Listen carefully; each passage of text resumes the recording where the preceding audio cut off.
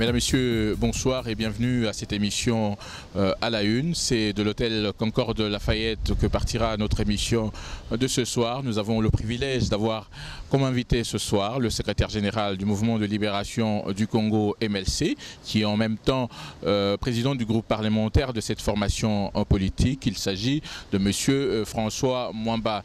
Nous allons le rejoindre à l'intérieur de cet hôtel Concorde Lafayette pour un entretien à bâton rompu. A tout de suite.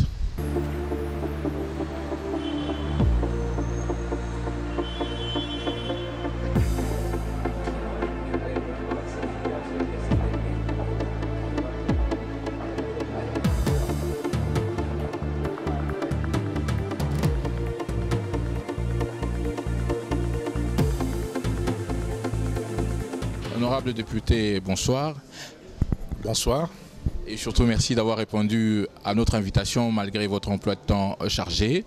La première question qui me vient à l'esprit est celle de savoir si vous auriez des nouvelles du président Bemba, parce que, comme tout le monde le sait, il est en détention depuis quelques mois. Est-ce que vous, en tant que secrétaire général du MLC, vous auriez de ces nouvelles? Oui, tout à fait. Parce que l'opinion doit savoir que le président du MLC, Jean-Pierre Bemba, est à La Haye, dans une prison certes, mais c'est un prévenu qui n'est pas encore ni jugé et encore moins condamné.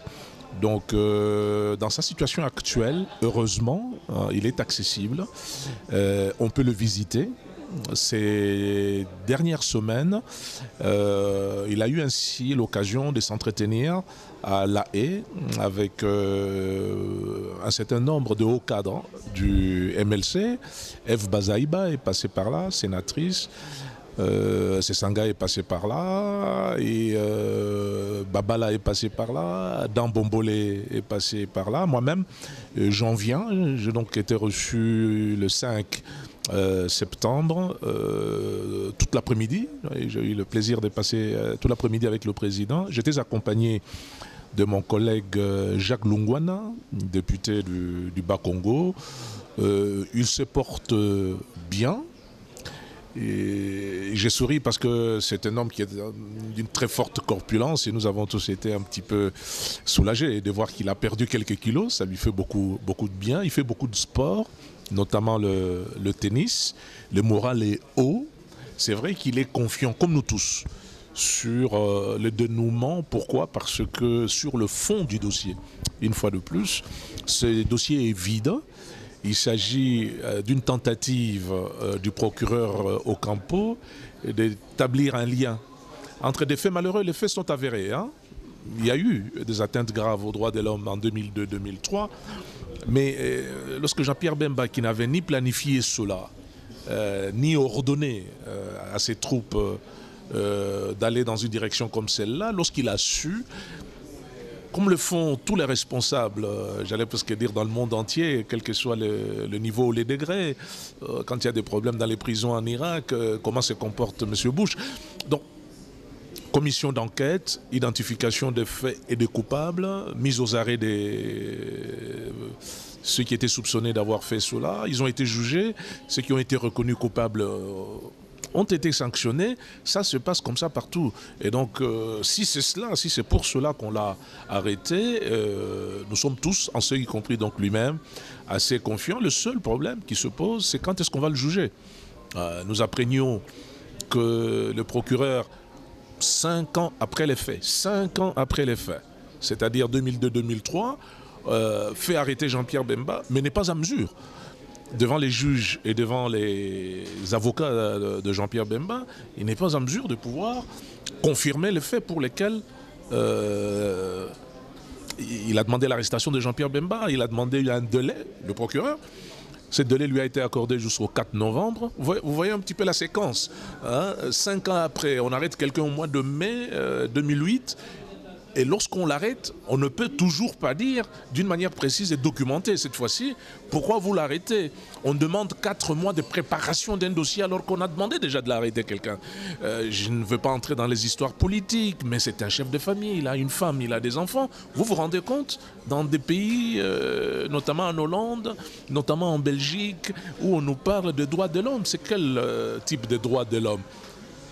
Y aura-t-il un procès le 4 novembre. Mais là aussi, les choses ne sont pas très claires, puisqu'il semblerait qu'il y ait eu, entre-temps, donc, un échange de correspondance entre le procureur et les juges. Et il semblerait que le procureur ne serait toujours pas prêt à donner un dossier en bonne et due forme d'accusation aux juges et donc par conséquent également aux avocats de Jean-Pierre Bemba avant le 4 novembre, parce qu'il faut tout de même que ces gens-là puissent s'imprégner du dossier avant cette date-là. Rien n'est définitivement arrêté et donc ce que nous craignons, c'est que Jean-Pierre Bemba craint, c'est moins donc le fond du dossier qui est vide que ces procédures qui risquent de nous entraîner dans des délais, hein, comme on dit chez nous, Yakalobi, Tosel Angolobi Kuna, tout ça, etc. C'est cela les dangers. Justement, à propos de ce procès, il y a beaucoup d'observateurs qui pensent que la justice internationale, la Cour pénale internationale serait instrumentalisée par les hommes politiques. Est-ce que vous auriez cette impression, vous aussi? Sortons des impressions. Regardons les faits. 2002-2003. Pourquoi 5 ans après? Regardons toujours les faits. Pourquoi Jean-Pierre Bemba et pas M. Batassé? Et pas Muskine? Et pas son chef d'état-major? Regardons toujours les faits. Pourquoi au mois de mai 2008? Dès lors que, une fois de plus, une fois arrivé à La Haye, le procureur est incapable, au jour d'aujourd'hui, de dire à ses avocats, de lui dire à lui, messieurs, voici pourquoi j'ai demandé votre arrestation. Donc quand on regarde quel fait, on ne peut pas s'empêcher de tirer une conclusion que nous avons tirée, qui est que cette affaire a très peu de choses à voir avec le juridique. C'est une affaire politique. Et en ce qui vous concerne, il y a bien de vos combattants, de vos militants qui vous attendaient à Saint-Gilles à Bruxelles. Lorsqu'il y était encore, ils ne vous ont pas vu. Alors on aimerait savoir pourquoi vous n'y êtes jamais allé justement, quand il était encore à Bruxelles. Quand j'étais à La Haye, le 5 septembre dernier, je vous l'ai dit, j'étais avec Jacques Lungwana, j'y ai vu personne d'autre, chacun son tour. Et pourquoi ce choix de La Haye? C'était par rapport à votre calendrier? Comment vous avez fait pour vous rendre à La Haye alors qu'ils étaient nombreux amassés devant la prison, se disant peut-être que le secrétaire général va passer? Et pourquoi avoir choisi seulement de venir à La Haye? Est-ce que c'est un problème de calendrier? Ce n'est pas simplement une question de calendrier. Vous savez, chacun de nous, là où il est, a le devoir de faire en sorte que Jean-Pierre Bemba sorte de cette affaire, une fois de plus, qui n'a rien de juridique, qui est une affaire politique. Pour que Jean-Pierre Bemba puisse sortir, il tombe sous le sens que des actions doivent être multiformes, à condition que celles-ci se complètent, aillent dans le même sens. C'est ça, notre appréciation de la situation, que chacun fasse ce qu'il peut, là où il peut le faire, au moment où il doit le faire, et qu'on cesse de regarder ce que fait le voisin, puisque finalement, dans cette affaire, nous sommes tous engagés, et que ce que le secrétaire général peut faire, beaucoup de gens qui étaient à Saint-Gilles ne peuvent pas le faire, et ce que les gens qui sont à Saint-Gilles ou qui y étaient peuvent faire ou pouvaient faire, le secrétaire général, ce n'est pas quelqu'un qui est capable de tout faire non plus. Donc, je veux dire, pour être efficace, chacun doit faire là où c'est utile. Justement, revenons à vos fonctions de secrétaire général. Vous êtes en même temps président du groupe parlementaire du MLC à l'Assemblée. Comment se porte en fait le parti en l'absence du président lui-même? Les partis se portent bien. Vous savez, en Afrique, d'une manière générale, les structures politiques sont bâties autour d'un homme ou des hommes. Ceux qui ont attenté à la liberté de Jean-Pierre Bemba, nous imaginons que quelque part, en arrière-plan, il y a cette volonté de déstructurer les MLC en tant que force politique.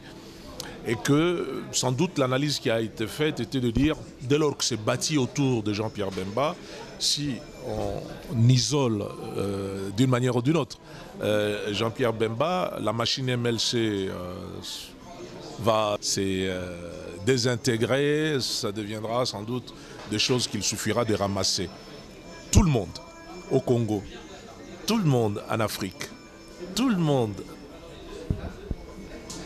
dans la communauté internationale est obligé aujourd'hui de constater que les MLC demeurent, non seulement en termes de ses structures, mais en termes de sa capacité d'action, que ce soit au niveau parlementaire ou à notre capacité à pouvoir dialoguer avec la population et ainsi porter de mieux en mieux ses aspirations.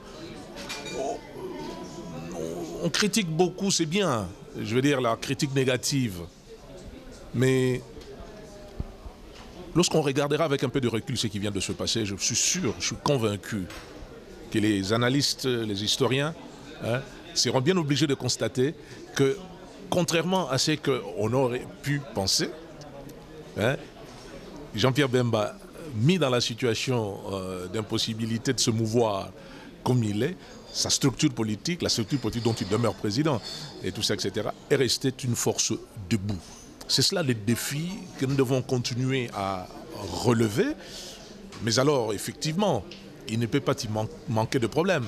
Partout là où il y a des hommes, il y a des ambitions, il y a de visions, il y a des situations qui font qu'effectivement, qui donnent matière à débat. Alors nous sommes aussi dans un pays assez particulier. Quand il n'y a pas de débat, on dit c'est une dictature et tout ça. Quand il y a débat, on dit les gens ne s'entendent pas.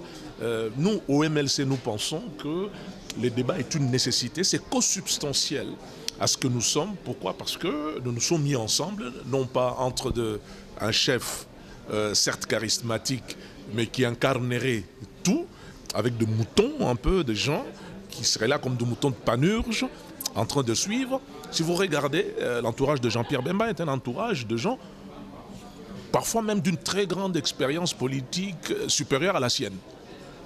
Donc, on n'a pas eu, pour se structurer de la sorte, peur des uns des autres. On s'est dit, on se complète, et c'est un enrichissement. Et donc, par conséquent, lorsque vous vous entourez de la sorte, et d'ailleurs, quand on parle de tentatives de débauchage et tout ça, c'est bien qu'il y a au MLC de la substance, n'est-ce pas? Donc, je dis, c'est une richesse, et nous n'allons pas considérer la prise de parole ou certaines attitudes des uns et des autres comme nécessairement des attitudes négatives. Je voulais en parler parce qu'il y a des bruits qui courent à Kinshasa, excusez-moi, selon lesquels certains de vos amis auraient été approchés par les pouvoirs. Et en même temps, on a deux fois l'impression que chacun essaie un peu de jouer sa partition. Est-ce que vous, en tant que chef aujourd'hui, vous avez l'impression de canaliser quand même vos troupes dans une certaine mesure pour conserver un tout petit peu l'unité du parti? Je ne sais pas, vous êtes ou excessif, je n'ose pas dire méchant, parce que si je vous mets au défi de me donner des noms, vous n'irez pas plus loin que 2. Vous avez déjà un chiffre. Ou vous le faites justement pour provoquer une réaction, ce qui est de bonne guerre. Je veux dire, entre un journaliste et un responsable qui est interviewé, je répète que si je vous mettais au défi de donner de noms, vous aurez du mal à dépasser le chiffre 2. Quand je dis chiffre 2, je compare à quoi? Finalement, Jean-Pierre Bemba a eu combien de voix? Nous avons combien de députés?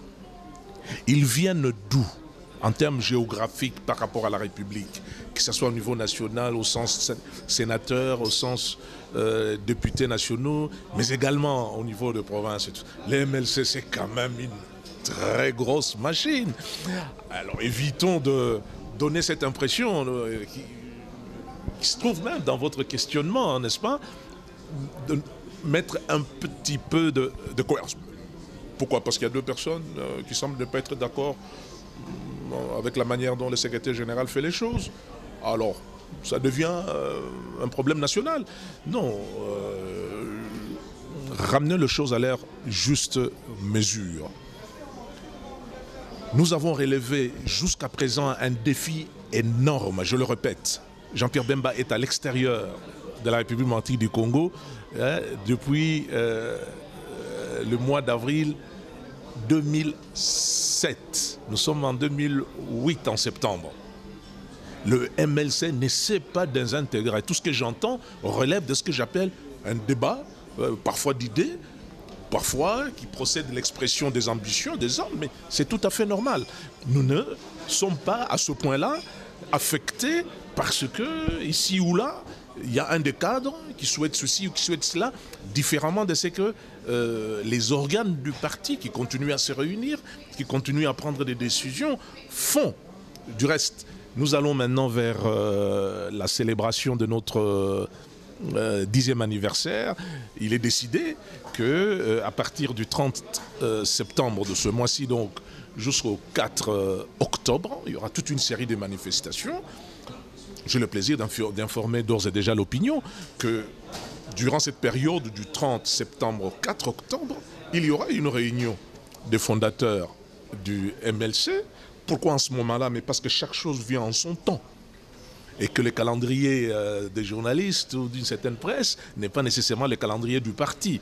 Et que donc, pourquoi les fondateurs? Oui, parce que le moment est venu pour que cet organe puisse, conformément au statut, se prononcer sur un certain nombre de matières statutaires, notamment en ce qui concerne le fait qu'il n'y aura pas cette année en 2008 un congrès alors que nos statuts disent tous les 2 ans et que le dernier congrès nous l'avons eu en 2006.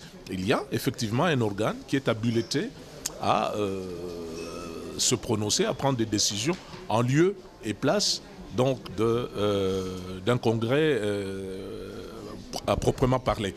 Donc ça va se faire. Et donc un certain nombre de problèmes qui ont été mis sur la place publique pour raison de débat, j'imagine, n'est-ce pas? Et je continue à penser que tout ceci est fait de bonne foi, n'est-ce pas? Tous ces problèmes vont être réglés puisque ça relève de la responsabilité de cet organe que je vais convoquer, que je vais présider et dont je vais rendre compte des résultats. Avant de passer à d'autres questions d'actualité, j'aimerais vous poser une dernière sur le parti justement. Vous me direz peut-être que c'est de l'histoire ancienne, mais je ne pense pas. Par rapport à ce qui s'est passé l'année dernière lors de l'élection des gouverneurs, que ce soit à Kinshasa ou dans le Bas-Congo, est-ce que vous pensez que votre base continue à faire confiance à certains de vos élus? Le moment d'exercice des responsabilités a toujours été un moment révélateur qui fait que certains espoirs se confirment et d'autres, hélas, mènent à une sorte de déception. Il y a des gens qui se révèlent et d'autres qui déçoivent. C'est un processus normal. Quant à dire aujourd'hui, si tous ceux qui ont ainsi bénéficié du suffrage de nos militants, de la population congolaise, tout au moins celle qui croient à notre projet de société ou à notre leadership, y compris par rapport à notre président Jean-Pierre Bemba, est-ce que tout cela a mené aujourd'hui à une situation où les gens continuent à regarder chacun de nous de la même manière? La réponse est non. La réponse est non, mais nous avons encore un peu de distance, n'est-ce pas, d'ici 2011 notamment, pour pouvoir, pour ceux qui déçoivent, ils ont l'opportunité temporel de pouvoir se rattraper et ceux qui font correctement leur travail de pouvoir confirmer tout cela. Donc je ne suis ni pessimiste ni optimiste. Je pense que nous devons regarder tout cela avec responsabilité, hein, c'est-à-dire il ne faut pas une sévérité excessive ni considérer que tout va mal. Mais rester responsable, c'est donc par conséquent avoir la possibilité, en tant que responsable du parti, je suis secrétaire général, mais également à travers les organes, les différents organes du parti, puisque tout ceci est mené non pas parce que je m'appelle François Moma, mais parce que je coordonne et que donc les décisions nous les prenons d'une manière concertée au sein des organes du parti. Il faut effectivement faire en sorte que nous puissions interpeller les uns et les autres et parfois prendre des décisions, s'il faut sanctionner, bien entendu, de manière à ne pas trop décevoir, puisque ceci risque de nous rattraper lors des prochaines échéances. Oui. Et sur le registre de questions d'actualité, vous l'avez certainement suivi comme moi, la guerre a encore repris dans le Kivu. Quelle est la position officielle du MLC par rapport à cette guerre qui vient de reprendre ? Notre position est invariable depuis le début. Je veux même peut-être même un peu surprendre en disant que bien avant Sun City, cette problématique de l'Est se posait déjà, bien avant. Nous avons toujours considéré que ce qui pose problème, c'est la présence des FDLR sur le flanc Est. C'est quand même le point de départ.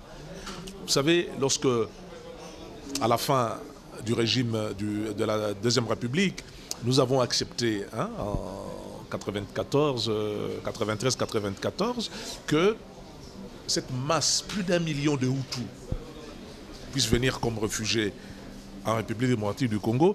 Il semble que tous nos malheurs sont partis de là. Ce geste de bon voisinage et humanitaire au sens de l'accueil des gens qui étaient effectivement pourchassés et pour beaucoup qui risquaient leur vie, fait qu'aujourd'hui ça nous coûte d'être, pour ainsi dire, totalement piégés par cette question de l'Est. Commençons d'abord. En tant que République démocratique du Congo, c'est notre position à clarifier notre situation par rapport au FDLR. Sont-ils des alliés? Sont-ils des amis? Sont-ils des gens ils resteront là définitivement? Leur situation à eux serait à ce point liée à la situation de la population congolaise pour que nous mourrons ensemble ou nous vivrons ensemble? Est-ce que c'est cela? Il n'y a pas de clarté de politique à partir de Kinshasa vis-à-vis des FDLR. Et le MLC dit, tant qu'il en sera ainsi, le président Kagame et M. Kunda auront de prétextes trop faciles qui leur permettent, pour un certain nombre d'entre eux, je ne parle pas nécessairement de ce point de vue-là du président Kagame, mais nous savons qu'une bonne partie de cette présence à l'Est a aussi pour substance le pillage de nos ressources. Et pour autant,